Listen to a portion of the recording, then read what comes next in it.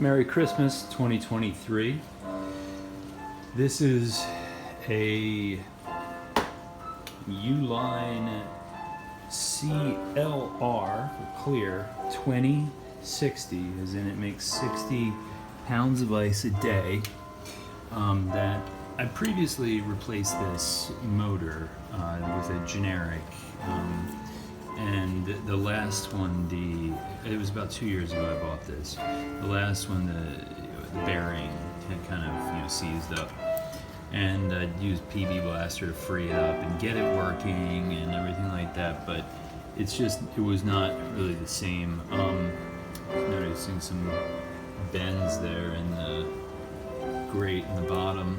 Don't know if this thing's been overheating, but I'm trying to clean it up because last night finally got it making ice.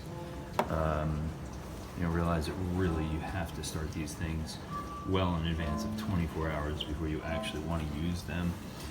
This was okay because there's no real high pressure shooting where it's shooting this up. This is an example of the mold. I think this is a purple mold that was growing in here, and I'm going in to try and clean out the rust, and I'm going to take this whole thing apart, I think, to really clean out. You can see I've been scraping it with a razor blade to get the stuff off the walls, but I found that some acetone that I had to test to see if it would dissolve the pool paint, to try and figure out what type of paint I have, is actually working pretty well to get the mold off of the seal. Trust me, this was far worse. You can see how it's actually even gotten into the metal here. So I figure that's also probably not helping the seal. But to show people how this ice maker works, I don't see any fan for cooling of any of that stuff down there where the ice lands. So there's just a drain down there, and that's it, and I guess insulation on the side. So really the only cooling comes from the evaporator right here where the ice comes out. And so it has a hard time starting to make ice because the whole thing's not very cold. So it makes some ice, it falls down, it melts. Makes some ice, it falls down, it melts. So it takes a while for it to get going. And rather than trying to get it to work on the factory setting of 0 for the thickness of the ice, I upped it. Now, there's a little knob right here, and I think I've got that turned. I didn't have it all the way to it probably would start a little bit faster if I went all the way to the full thickness. The 0, I think there's a little bump on there, right there, that indicates that I'm at the 0 on here. I'm just going to turn it all the way to 5 for the next time it goes on. I don't know what that red light indicates. I think it's probably just power. But I had to disconnect this because I was messing with everything. I didn't realize when I first turned it on, it didn't have water. The needle valve over there was shut off. So the only thing you've got here is a clean switch, an on switch. You can set it to the clean mode, but I'm not going to rely on any auto cleaning. This is the water that runs to the device. This is water that runs from the wall.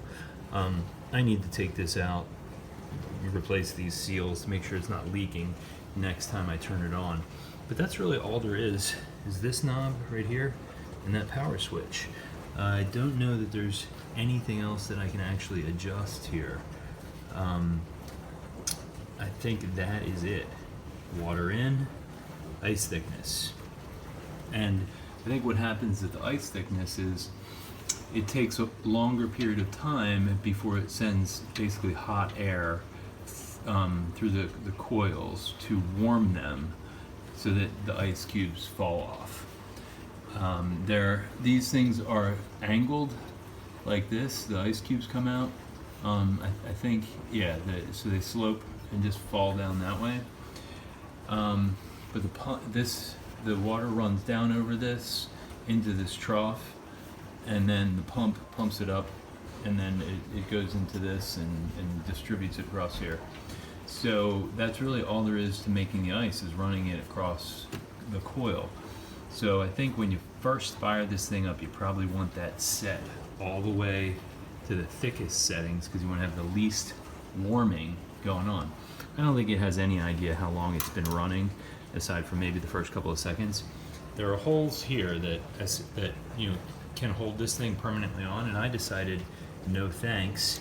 I want to be able to pull this panel off quickly. It can just set like that just fine. Don't really need to pull this panel off. So you remove this panel, you can get to pretty much everything. You can get your finger in here, so you don't have to actually remove that panel to turn it on or off, or to clean or off. But I want to be able to adjust the thickness of the ice very easily. So I'm going to leave that panel just like that. And I think I'm going to try to get some newer hardware after I get this cleaned up, and scrub off all this mold. But now that I know that it will work after running a while, I think it's worth putting the effort in to clean it really well. So that's what I'm up to.